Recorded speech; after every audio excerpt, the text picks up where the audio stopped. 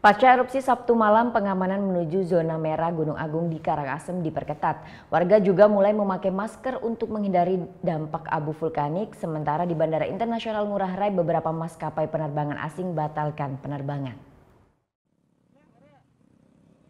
Pasca erupsi beberapa kali pada Sabtu malam, penjagaan masuk zona merah Gunung Agung Bali diperketat, termasuk di Desa Selat Karangasem yang berada di radius 12 km.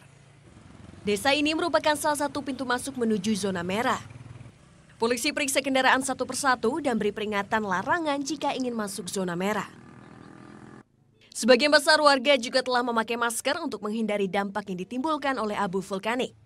Pasca meletus, tak hanya wilayah zona merah yang terkena dampak abu, melainkan telah meluas ke beberapa wilayah zona aman. Pemberian masker sudah ada kemarin dari PMI, itu kemudian suplai masker yang lainnya kami kira hanya baru dari PMI.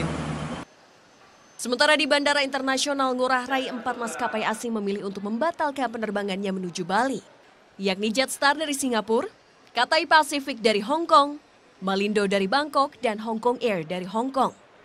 Selain itu, Thai Lion Air juga membatalkan penerbangannya dari Bali menuju Dong Mua. Tiap standar operasi prosedur dari masing-masing airline berbeda, Pak.